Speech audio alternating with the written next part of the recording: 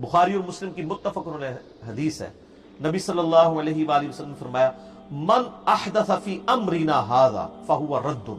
جس نے ہمارے دین میں جو تعلیمات میں نے تعلیم کی ہے اس میں کوئی چیز خود سے داخل کر دی وہ مردود ہے۔ اس کے لیے یہ نہیں دیکھا جائے گا منع کہاں کیا۔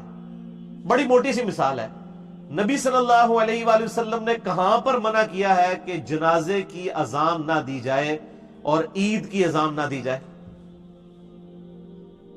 لیکن عید کی اذان نہ بریلوی دیتے ہیں، نہ دیوبندی دیتے ہیں، نہ اہل حدیث دیتے ہیں، نہ شیعہ دیتے ہیں۔ اذان دینا تو کوئی برا کام تو نہیں ہے، اکثر وہ کام کر رہے ہوتے کہتے ہیں جی یہ کیڑا چنگا ہے، برا کام ہے جی سامنے کھانا رکھ کے اللہ کا کلام ہی پڑھے نا جی، یہ کیڑی کوئی غلط گل ہو گئی ہے۔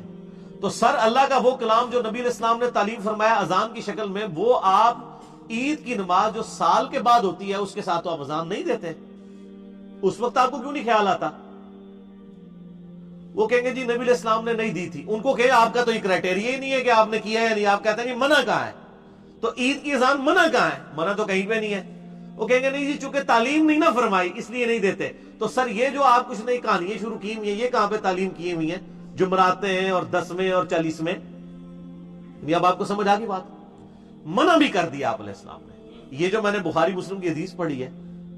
من احدث فی امرنا ھذا، جس نے ہمارے امر میں،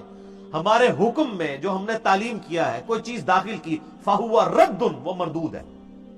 اور اس سے بڑھ کے وہ خطرناک روایت ہے جو صحیح مسلم میں ہے، انٹرنیشنل نمبر کے مطابق 2005، امام باقر علیہ السلام جو امام جعفر کے والد ہیں اور امام زین العابدین کے بیٹے ہیں، امام حسین علیہ السلام کے پوتے، امام باقر نے وہ روایت کیا ہے جابر بن عبداللہ سے، صحیح مسلم 2005، کہ نبی صلی اللہ علیہ وآلہ وسلم جب کبھی جمعے کا خطبہ دیتے یا کوئی بھی تقریر کرتے اس کے شروع میں آپ یہ الفاظ ضرور بولا کرتے تھے، اما بعد فإن خیر الحدیث کتاب اللہ، آگاہ ہو جاؤ حمد و صلات کے بعد کہ سب سے بہترین کلام اللہ کی کتاب ہے، وخیر الہدی ہدی محمد صلی اللہ علیہ وآلہ وسلم، اور بدترین کام وہ ہیں جو، اور سب سے بہترین راستہ محمد صلی اللہ علیہ وآلہ وسلم کا ہے، وشر الامور محدثاتها، اور بدترین کام وہ ہیں جو خود سے دین میں داخل کر دیے جائیں، وکل محدثۃ بدعہ، اور ایسے تمام کام بدعتیں ہیں، وکل بدعۃ ضلالہ وکل ضلالۃ فی النار، اور یہ بدعتیں جو ہیں یہ گمراہیاں ہیں اور تمام گمراہیاں دوزخ میں لے جانے والی ہیں۔ یہ آخری الفاظ کہ تمام گمراہیاں دوزخ میں لے جانے والی ہیں، یہ اسی سند کے ساتھ سنن نسائی کے اندر الفاظ موجود ہیں، باقی سارے مسلم شریف میں۔ تو جب آپ نے فرما دیا کہ سب سے بہترین کلام اللہ کی کتاب اور نبی علیہ السلام کا طریقہ سب سے بہترین ہے اور بدترین کام وہ ہیں جو خود سے دین میں داخل کر دیے جائیں، تو آپ نے کیٹیگوریکلی ہر چیز کو منع فرما دیا۔ ایک ایک چیز کو تو منع نہیں کرنا تھا نا، ماشاءاللہ امت نے اتنا کچھ شروع کرنا سی کہ وہ پوری ایک لسٹ بن جاندی، اس کی بجائے ایک کیٹیگوریکل جملہ بول دیا کہ جی بہترین کلام اللہ کی کتاب ہے اور بہترین طریقہ وہ ہے جو محمد صلی اللہ علیہ وآلہ وسلم کا ہے، بس اس کے علاوہ جتنے کام دین میں داخل کیے وہ بدترین گمراہی ہے۔ بات ختم ہوگی۔ ہاں دین میں جو اچھے طریقے ہیں نا وہ آپ جاری کر سکتے ہیں جس میں اوریجنل دین ڈسٹرب نہ ہو۔ مثلا قرآن پاک اصل دین ہے، اسی کو کوئی پی ڈی ایف فارمیٹ میں لے آتا ہے، جے پی جی کی فارم میں،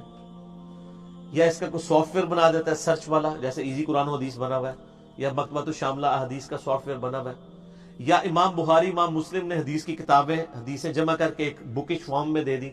حالانکہ نبی علیہ السلام یا صحابہ کی، حضرت ابو بکر کا تو کوئی آپ کو صحیح ابو بکر یا صحیح عمر یا صحیح عثمان یا صحیح علی تو نہیں ملتی نا،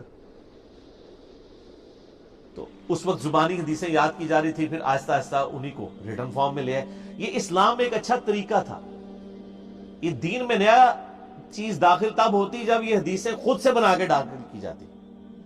اور اس کی جو ثبوت میں نبی علیہ السلام نے خود ہی فرما دیا، صحیح مسلم میں حدیث ہے، جس نے اسلام میں اچھا طریقہ جاری کیا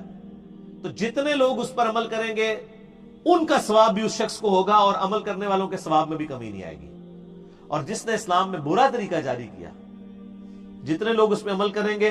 اس کا وبال بھی اس بندے پہ ہوگا اور اس جو عمل کرنے والے ہیں ان کے وبال میں بھی کمی نہیں ہوگی۔ یہ ہے طریقہ، بدعت نہیں، طریقہ۔ تو میں اس کے اوپر اکثر بولتا رہتا ہوں، لیکن اب یہ چونکہ اس آیت کا تقاضا تھا اس لیے میں نے یہاں پر اس پہ میں اس ایک آیت کے اوپر نا 5 گھنٹے بھی فی البدی بول سکتا ہوں مثالوں کے ساتھ۔ اور آلریڈی میں نے 5 گھنٹے کا لیکچر ریکارڈ کروا بھی دیا. مسئلہ نمبر 75A اور 75B بدعت کے اوپر. اس میں نے کئی ایک مثالیں احادیث سے پیش کی ہیں. آج میں اس کو سکپ کرتا ہوں.